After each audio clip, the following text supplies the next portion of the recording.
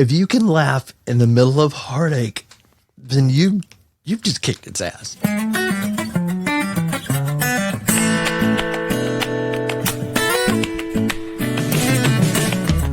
Welcome to another episode of Chewing the Fat. I'm your host, Big Rob. Thank you so much for following and downloading, listening to the episode. I really do appreciate that. Thanks for the folks that have bought me a coffee at chewingthefatbr.com. I appreciate your financial support.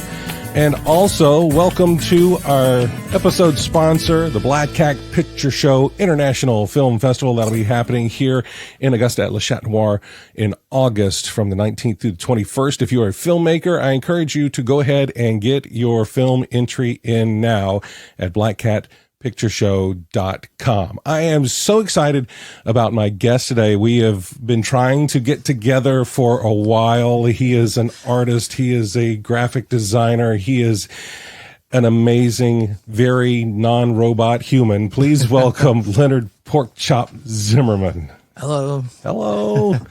Leonard, thank you so much for being here today. I really appreciate this. To gush a little, I've been a fan of your work for quite a while. Anyone that's in the Augusta area and not a fan of your work at this point, I just have no use for you. No, I'm just kidding. Your art just has so much life and so much energy and joy in it. But also very reflective, and I was a big fan. I was just a big fan. I remember being nervous, reaching out to you one time to be like, "Hey, you want to go grab some lunch at Sunshine Bakery or something like that someday?" And you were very generous and agreed, and I've appreciated your friendship ever since then. Thank you. The gushy stuff just kind of, I know it makes you all fidgety and nervous and all that stuff because but I appreciate it. But yeah, it's you're a very humble person. You're a very humble artist, and it definitely shows because you don't like the accolades. You appreciate them, but you're like, all right, let's move on. Let's move on. Next episode. Coming up next. So, Leonard, you're from the Augusta area, born and raised here? Yeah, I was born in the same hospital as Amy Grant. Oh, very nice. St. Joseph. Exactly. I think my mom was a OR nurse at St. Joseph for like 30, 35, 36 years or so. So, yeah, it's a great town, and I assume that you've done some traveling around, though. Yeah. And so it's I was born and raised here, went to school here, went to Davidson Fine Art School. That's where I graduated from high school. Went to SCAD in Savannah. Nice. Then went to Atlanta and did some job stuff and stuff. So there was a 17-year gap that I wasn't in Augusta. Mm-hmm. And I think a lot of people who are from here who go away all are like, I'm never going back. And then when you do, you're like, oh, I'm not going to stay. And then you realize, I actually really like it here. Yeah. So, I mean, when I came back, I fell in immediately with the right people who were instrumental in keeping me alive. So, because, yeah. So, had you always had this artistic leaning bent? I mean, were you always scribbling on napkins? Were you always? I was. My mom used to say that she said hyperactive wasn't a thing back then, but I was. And short attention span, and during church, they would let me draw on the. We were back in the day. I was Catholic. Okay. So I'd sit, stand, kneel, stand, kneel, and so I would sit on the kneeler and draw. All through the service, just to keep me from being obnoxious, right? And then I would distract the other people who were like in the row behind me because they wanted to see what is he doing. But my mom, she let me do that because it's better than the other. Right, better than run around church or standing up or trying to take money out of the communion plate, or not communion plate, the offering plate. Yeah. So, I bet you had the best looking refrigerator in all of Augusta, though. It was Harvest Gold. Yeah. So, nice. So deciding that obviously, I'm assuming that's what you went to Davidson for as well, as for the artistic side. Yeah. And my parents, I have to say, I'm very thankful and grateful that they encouraged my art leanings all along. I had classes at Gertrude Herbert, old Gertie Herbie. So that was, so Gertrude's been in my life all my life. Since I think I'm probably single or double. Anyway, wow. I was a kid. Yeah. So, and then, the Davidson Fine Art School, my mom had heard about it, and, that seemed like that needed to be the place for me. So I went and auditioned, and I got to plug some people right now. Yeah, so, go ahead. Since I was never good at the grammatical stuff. My sister, she got all that talent. Yes. And I'm glad somebody did. So, so she makes up for my lack of that. But I remember I did the audition, and it was 6th grade, and I think it was like 5th. All the slots are filled, and I was 5th on the waiting list. And by the 4th, 6th weeks, that sounds like a bank name. Yeah. By the 4th, 6 weeks, the 5th slot opened, and I went in, and if it wasn't for Miss Barnhart tutoring me and giving me extra help in English after school, I wouldn't have been able to stay there because my grades were low in that area. Right. I still can't play Mad Libs, but but it's because of her, and also Miss Stutz. We all know Miss Stutz, but she really she helped get me where I needed to go, and she was able to clear a path, and I just had to do the work, which I did do the work. So yeah, that's great though. I mean, there's so many people along the way when you start to reminisce and think about those people that if they were not there, how different your life would be. And the hearts of teachers, I believe, are some of the biggest in the world, for what they have to put up with from noise making, boisterous, don't want to follow the rules, don't want to learn the lesson kids. I'm speaking of myself, but to be able to still put the care into you and to see the potential in you. I think that's amazing. I think it's the ones who do see the potential. That's when they're like, okay, this one right here. Right. They need, Right. So, and that they're okay spending that extra time and giving that extra effort into making sure that seed blooms. And I think I think when it actually does, that's the big payoff for them. Sure. Sure. So, and then, if you're my high school art teacher, then you get to be in a movie and stuff like that. But oh, wow. I mean, little things like that. Speaking of being in movies and things like that, you have your own movie. The Red Face Returns with the Happy movie documentary. Yeah, and it was funny when Michael Patrick McKinley approached me about it because he knew me through social media. And I hit the microphone. It's okay. I do talk with my hands. If you can't see it, you'll hear him. But he had seen my TEDx talk and contacted me, and the first question I asked him was, do I have to be in it? Right. And I was serious. Yeah. And of course, his first answer and quick answer was yes. So, anyway. Can it just be all kind of over the shoulder shots? Can we do that kind of the secret, confessor, all in shadow, face, right? Yeah, they talk like this, right. So with that, with the movie, how was that process? It seems, it's been how many years ago now? Okay, so the world premiere was in 2016, okay. July 14th.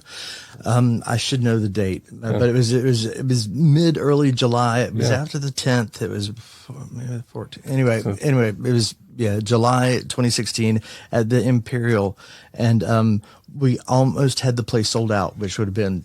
That blew my mind that people came, but that many people came. It really, when you go into things without expectations, you can always be surprised. Exactly. So, but Yeah. What did you want to know about? Because we filmed it in increments. It was all crowdsourced, so it was funded by viewers like you. Yeah. And we did it incrementally. And then we got to go to film festivals.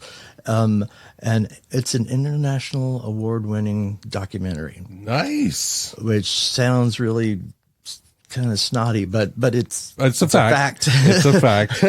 Yeah. So, but yeah, that was that was bonkers. And I remember Michael was telling me that some other director said, "So how long did it take? How many years did it take you to make this movie?" And he's like, 9 months.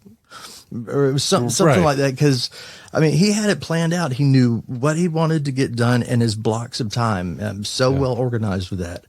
So yeah, and if people want to watch the movie, it is available online now. Yeah, it's as anything usually is happy related. It's free, and so it's you can go to, if you go to makemyporkchop.com, that's my overall site that can give you links to other things, and the movie's one of the links.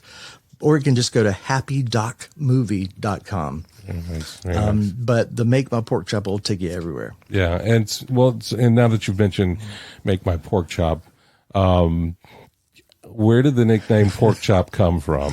I had a partner, Brian, who passed away in 2006, and he used to call me Pork Chop. So it just when I moved back to Augusta, there was already an LZ, Luann Zimmerman, and that's how she signed her work, was L. Zimmerman. So I couldn't sign mine any variation of that.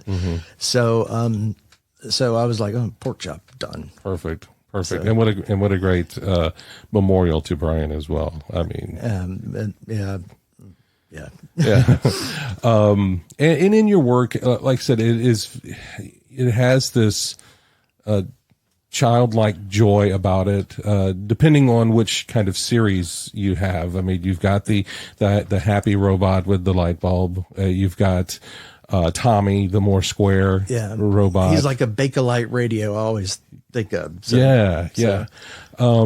where did has the robotic fascination always been there from childhood too? Well, I mean, everybody, our generation, hello, Star Wars. Yeah. Right. So, I mean, I think I called your microphone here C-3PO. Right. So, Right.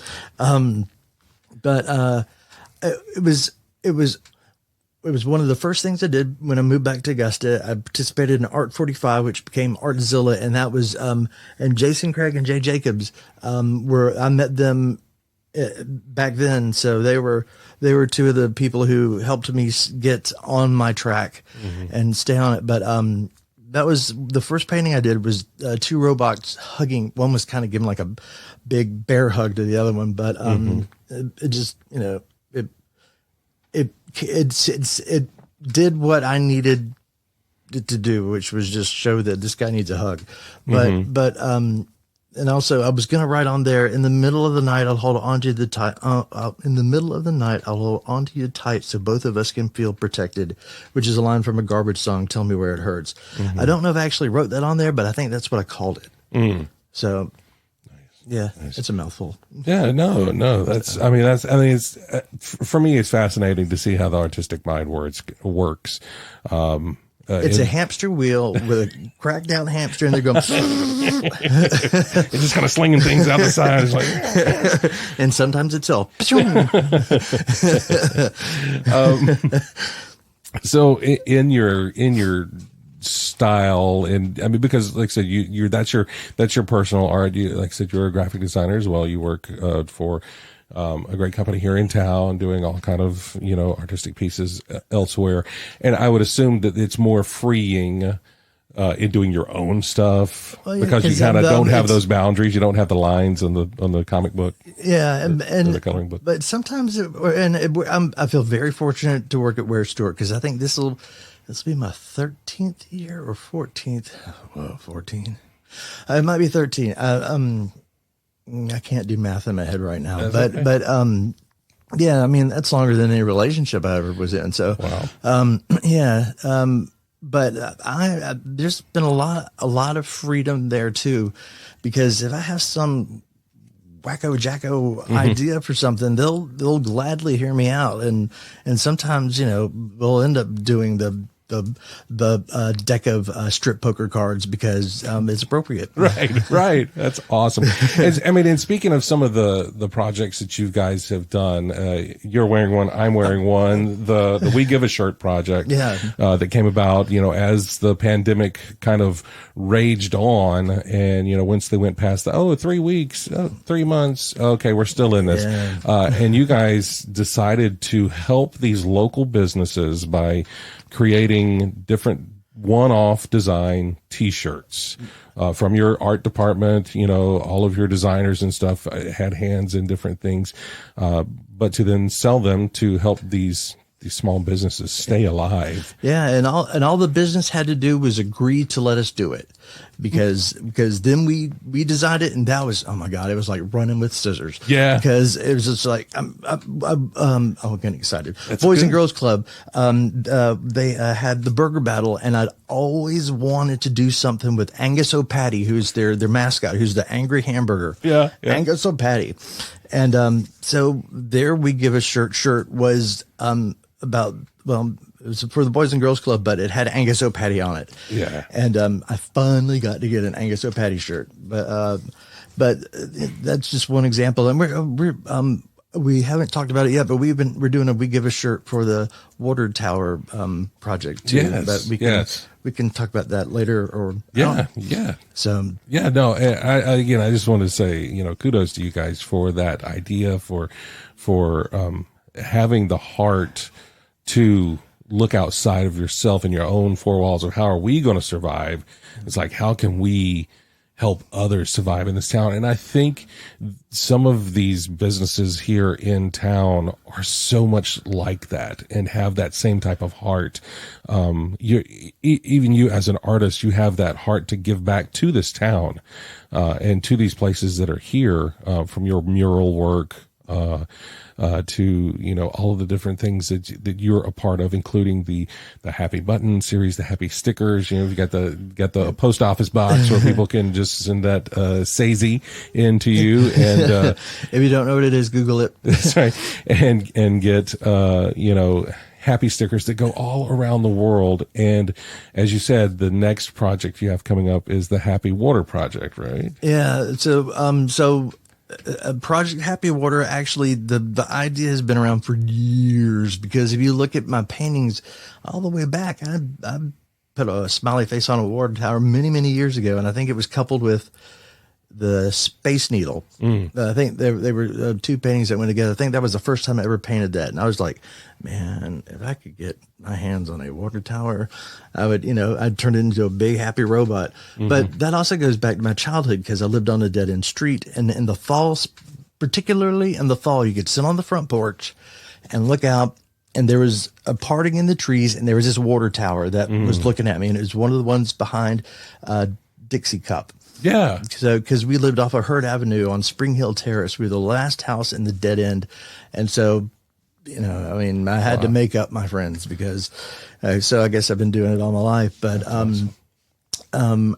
so when it came, I submitted the idea to the Porter Fleming Foundation and got a Porter Fleming grant to paint the water tower. I actually got money to do that, but then the way they want their ideas, or when you pitch an idea, they want an idea, not a fully fleshed out idea, one that can be malleable and bend as it needs to.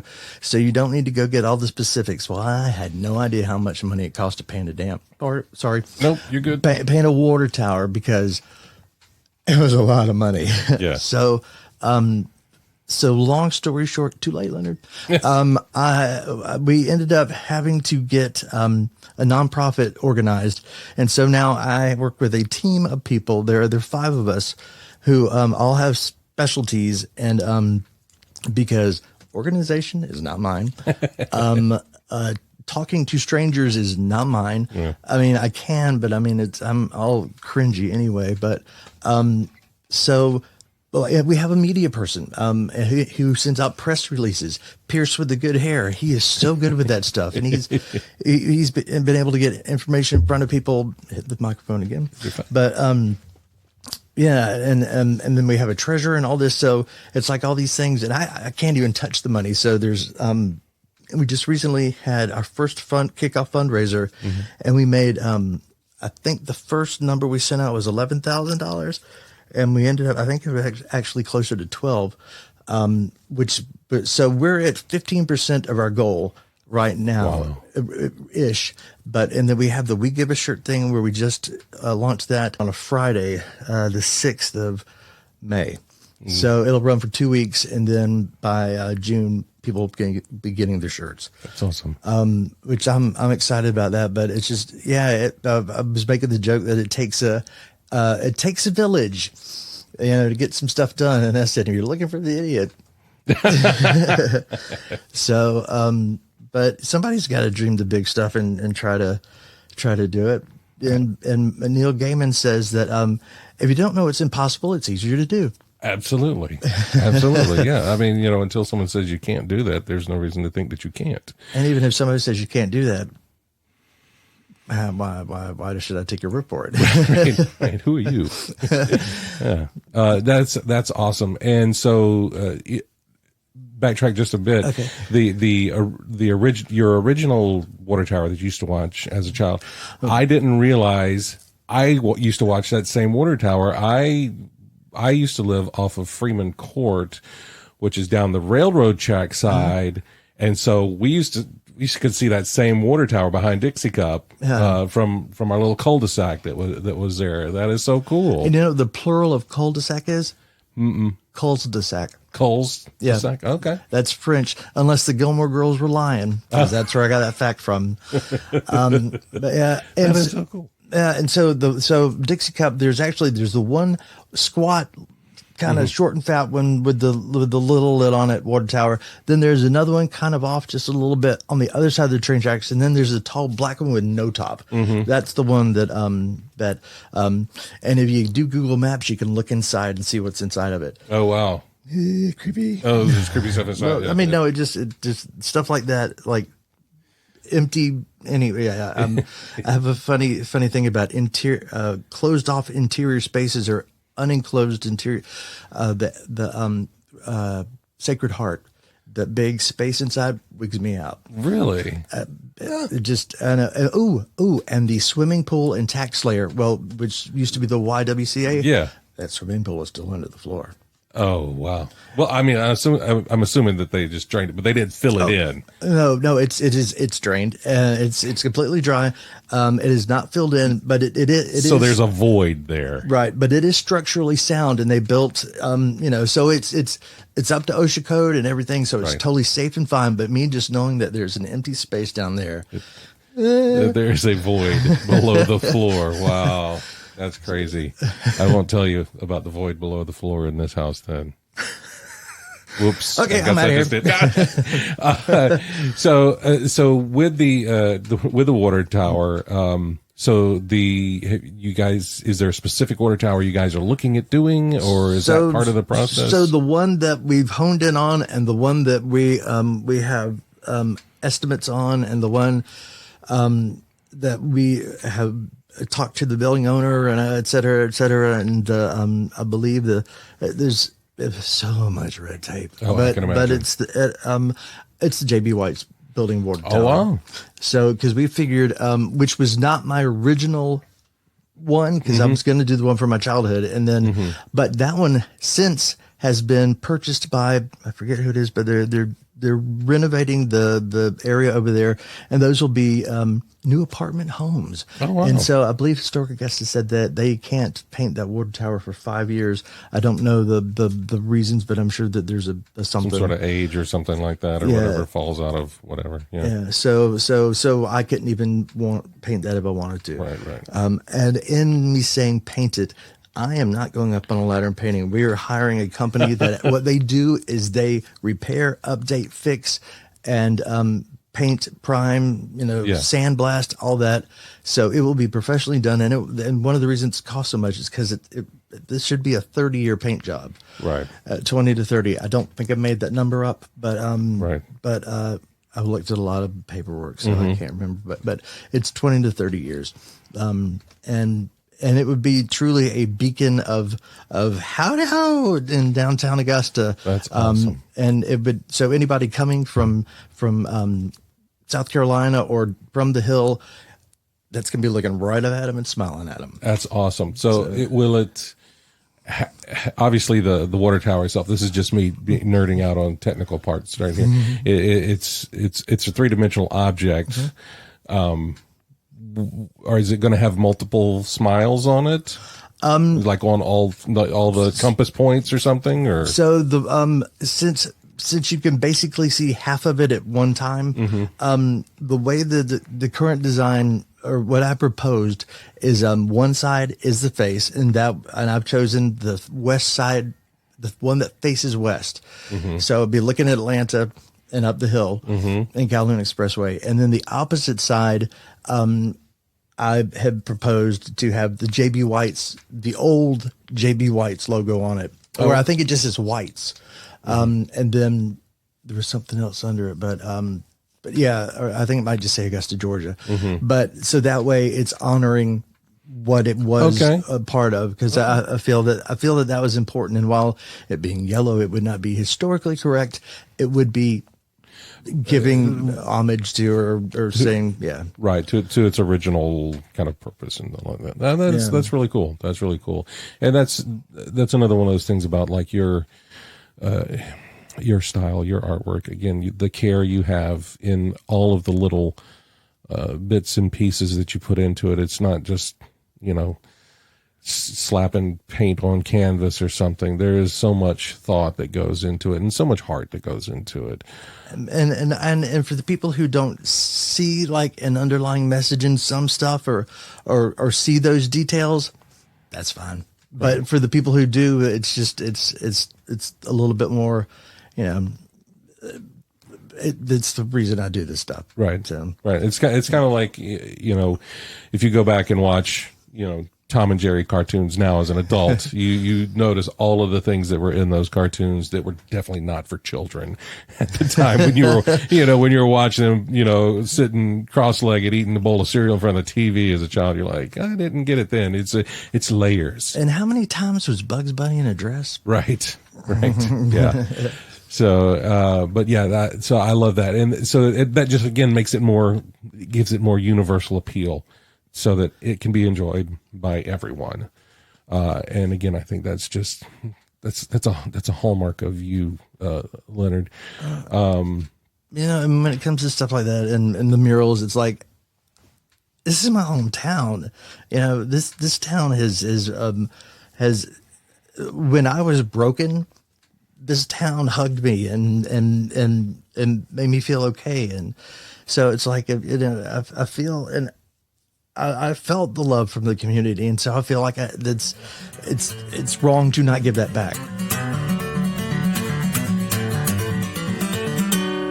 All right, Leonard, this is the second segment of the show. This is where we dive a little bit deeper into you, talk a little bit more about mental health. Everybody goes through, I believe, everybody goes through days of depression, anxiety, just down days, sad days. Sometimes you just got to cry. I have those days. And I think what's important is that people know that they're not alone, that everybody kind of has those days.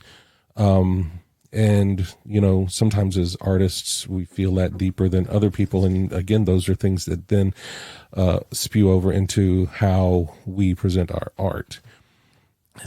For you, how do you keep the darkness at bay? Well, sometimes, what I learned, especially after Brian died, one thing that took me a while to figure out was that if I was going to be happy, then that's something I have to do. It's nobody else is out there going to just go make me happy. So, but it's also not something that you can just flip a switch. It took me many years to be able to switch my attitude around to look for the bright side or the positive and stuff, because I was a big negative Nelly for a while. Wow. And that's really hard for me to believe. One of my exes said, I hate you like this. I can't wait for you to be happy again. I'm like, oh.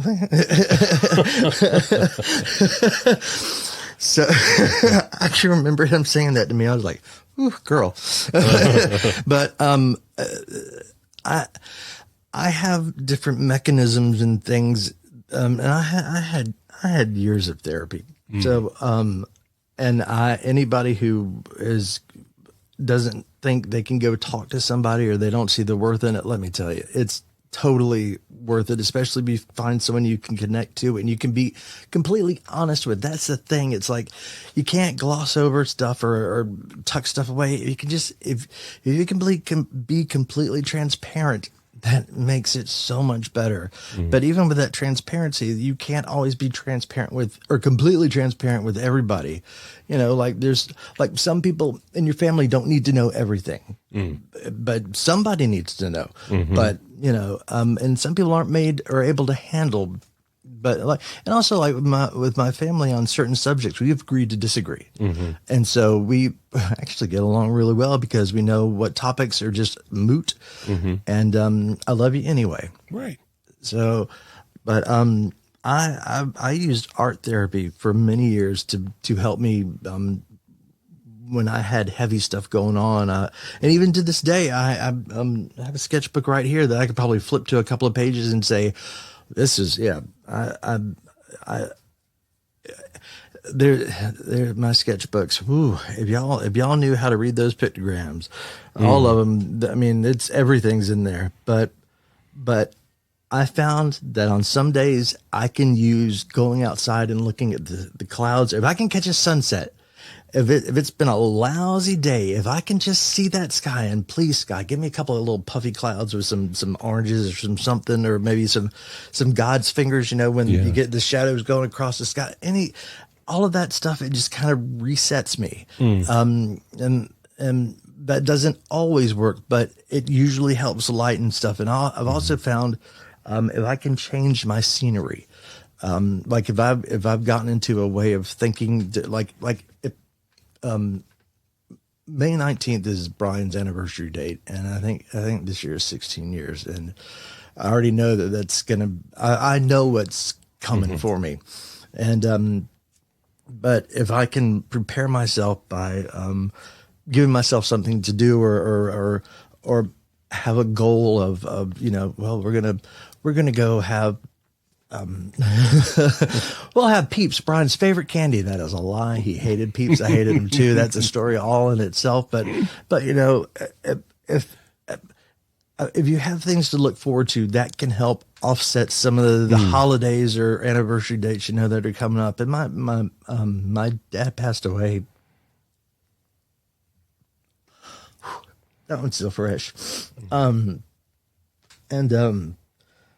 So I still find that one hits me the weirdest because I can just be sitting at my desk doing, and then all of a sudden it's just like the emotion just hits, and then it's like I just feel like, and when it hits me at work, people know that if I get up abruptly and just excuse myself, that I'm having a moment. I'm having one now, but it's like that stuff is real, and just being able to feel your emotions. I think that's one of the things is you need to feel this. And while it's not always convenient, if you can allow yourself to grieve, allow yourself to feel, but also allow yourself to feel it for only, you know, be able to compartmentalize if you have to. But yeah, I mean, this is all stuff I learned in therapy. Compartmentalization. Wow. But I was also told by one of my therapists that I seem to figure things out faster emotionally if I'm drawing them than I do just sitting there think about it. But so did I answer the question? You absolutely did. And when you talk about getting hit with those emotions, just out of the blue, it reminds me, and this is so weird because I mean, this, you know, as a child of television and music, you know, the song lyrics will hit me, and you know, when those things hit, you know, one of my favorite kind of quotes that have been here in the recently about those emotions and that feeling of grief when it hits you is from WandaVision, when Vision talks to Wanda and says, you know, but what is grief if not love persevering? And it's like, shut up, you android, because that's so true. And spoilers when the everything Yeah. Whoa, yeah. Yeah. I cried so hard during that episode. Yeah. But it's true. But it's true, and it's like I just want to find that writer that wrote that and be like, I need to give you a hug. There's a child inside me that needs to give you a hug for that, because I think that's empowering though, and to be able to think of that though, that the grief is just, it's still the love that's there, and that's why it just affects us so much. Because just because they're gone, that emotion is still there, and it has to transform into something. Exactly. I think I was thinking of something funny, and then I think my brain just farted. Sorry. It's okay. What was that sound? Just my brain. Sorry. Like when a fart sounds like a question? Right. The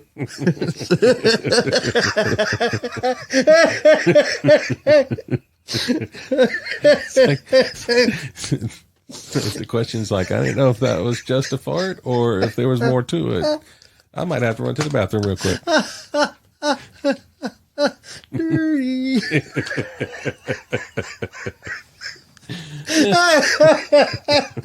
See, and this is a good thing too. If you're in the middle of something, if you can laugh in the middle of heartache, then you've just kicked its ass. Yeah, you've just won that bout. Yeah, and I remember I was. Yeah, this got cut from the movie. Let's see if you keep it in. I remember when Brian passed away, I was living in a house in Decatur, and I would come home to Augusta and stay the weekend, and then Sunday I'd begrudgingly put the dog in the truck, and we'd drive back to Atlanta. And I knew when I saw that exit, which I can't remember what it's called now. It doesn't matter. Just carry on with the story. When I'd finally get home, this one particular time, as soon as I turned off of Aldea Drive into the driveway, which was we lived in the middle of it was a residential area, but we had 5 acres of land in the middle of, you didn't know that house and all that space was there. And so as soon as you turn onto that driveway, you were in your own world, and you went down the dirt road. And so I just started crying. It was the heaving, and then I got out of the truck. This one particular time I got out of the truck, went up to the front door, and just started ugly sobbing. I opened the door, and then I fell through the doorway, over the threshold, onto the floor. And I'm just and just the ugly crying. And I and this sounds dramatic, but anyway, I pulled myself in, crawling across the floor, just sobbing, and all of a sudden I went, and this big snot bowl. Physics, the laws of physics did not apply. And I'm like, oh my God. And then we're, all right, I have a beard. So this thing was all over me, and I'm stunned. I'm like, and then I thought, if Brian's here looking at you, he's going to be like, dude, that's gross. And then I just started laughing. So I went from, to, and then I had to go wash my face. But the fact that I nipped it right there. I'd gone through the agony, and then, anyway. Yeah. But if you can laugh in the middle of a bad emotional situation, a natural laugh, something that if you can find, because there is a lot of funny stuff out there, then there's a lot of funny things and sad stuff. Mm-hmm. Those are not mutually exclusive. All right, Leonard, this is the third segment of the show. This is the Fast Five. Fast Five. It's time now for the Fast Five. Fast Five. Freddie told me everybody's fly. That's right. So Fast Five. Sorry, I'm working on a theme song. We'll get it one day. Fast Five is powered by Poddex. It's an app created by my friend Travis Brown. It's great for conversation starters. He's got an app. You can just ask these questions, keep the conversation going. It's great. He made an app for that. He did. It's made for podcasters, but anyone can use it. It's also physical decks as well. I know you like cards. He's got some physical decks, and you can carry some of those in your pocket in case you just need to ask somebody a question. But I'm going to use the app. And it's 5 questions. First thing comes top of your mind. No wrong answers. Okay. And here we go. Burger or hot dog? Yes. Perfect. Corn dog, actually, but it makes me want a corn dog real bad. That is. It's got to be. It can't be like a bready corn dog. It needs to have that crunch on the outside, and especially that thing right at the stick. That little. Yes, that's the only reason you eat the rest of the corn dog is to get down to the little crusty bit on the stick, because that is the best bite. 100%. I am down for that. All right, question number 2. Where's the weirdest place that you've gone to the bathroom? I feel like you have an answer as quickly as you laughed. So. I'm trying to think of what I can actually say. I mean,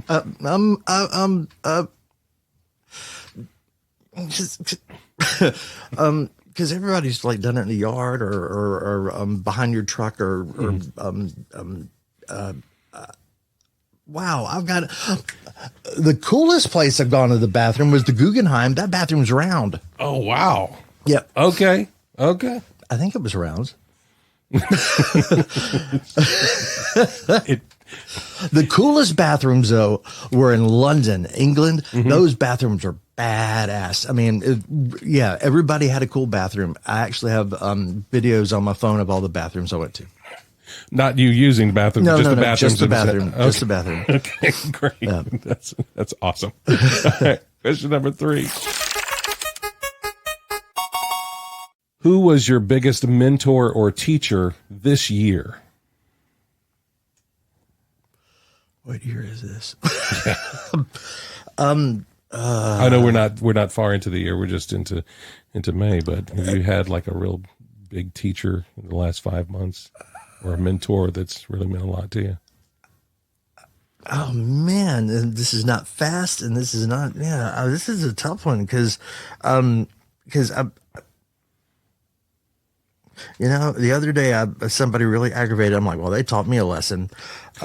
So I'm trying to remember specifically what it was, but I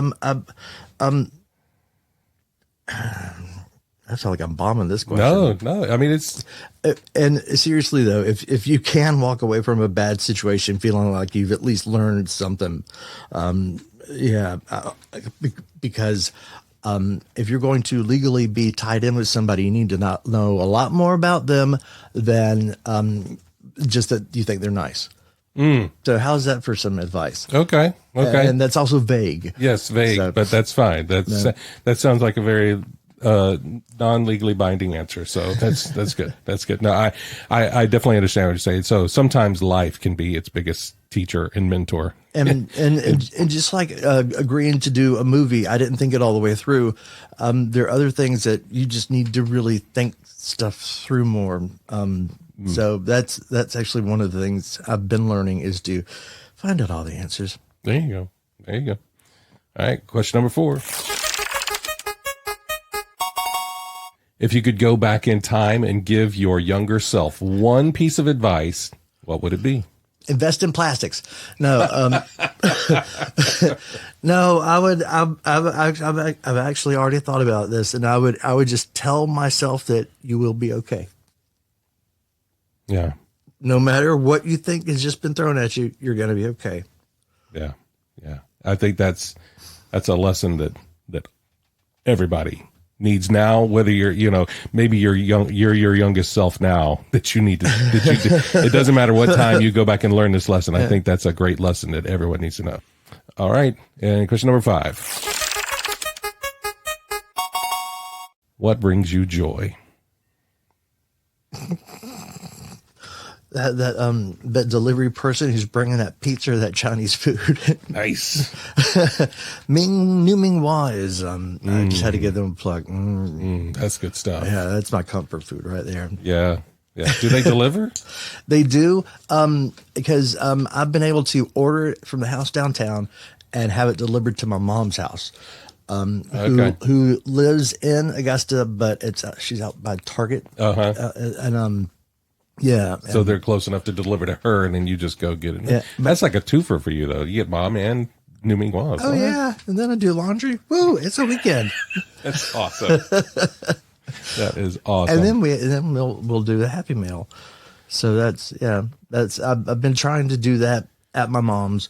I try to keep the happy stickers and stuff up there because it helps me focus. Yeah. Because I'm like a glamour shot. I'm focused like a glamour shot. And have you ever looked at a glamour shot? Things aren't focused. Yeah, no. There's so much stuff on that lens. Mm-hmm. But but my mom helps keep me on track when it comes to stuff. That's awesome. That's awesome. Leonard, that's our Fast Five, and that is the show. Thank you so much for being here today. Wow.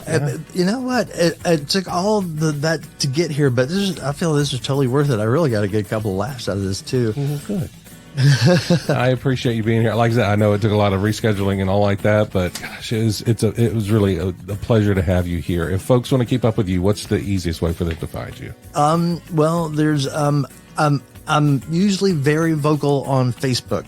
I know a lot of people don't deal with Facebook anymore, and I totally don't blame you. But otherwise, there's I'm doing my fingers. I'm pointing at the web. makemyporkchop.com.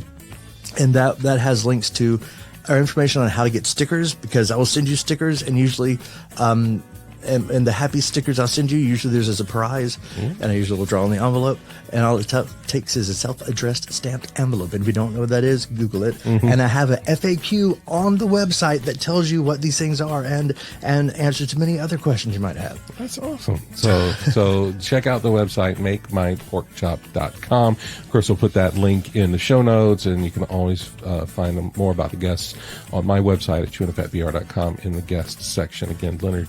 Yes. And I was going to say that usually also there's this year it's the 10th anniversary of Happy, and so to commemorate that, I've been reissuing buttons. Because I said I would do 10 reissues this year, because usually there's some old ones that people want. And just came out Friday was the reissue of the David Bowie Inspire button. Nice. So instead of saying Happy, it says Inspire, and so those are already out and about downtown. But Art on Broad is usually the location to find any buttons or stickers. If you want tangible ones immediately, that'd be the place to go. Yes, and also I will say this: if you want to own a piece of Leonard's art on Broad, you need to follow them on Instagram, Facebook, as well as following Leonard on Facebook, because he will let you know when he drops something off, and it usually sells in about 5 minutes. So it's usually about 15. Well, okay, you're being modest right now. So check out that stuff. Again, links on the show notes and on the website. Thank you so much for being here, Leonard. It really is a joy to have you here, to talk to you, and to call you friend. And good to call you friend too. And thank you for having me. And thank you for asking the stuff about how to keep the darkness at bay and stuff, because that's important. And I know I still go through stuff. It's like you said earlier, it's nice to know that you're not alone in that, because if the happy guy cries, then he's human, and you are too. So absolutely. And if you would like to support this podcast, I would appreciate it if you buy me a coffee at chewinthefatbr.com. But until next time, I look forward to when we have a moment to sit a spell and chew the fat.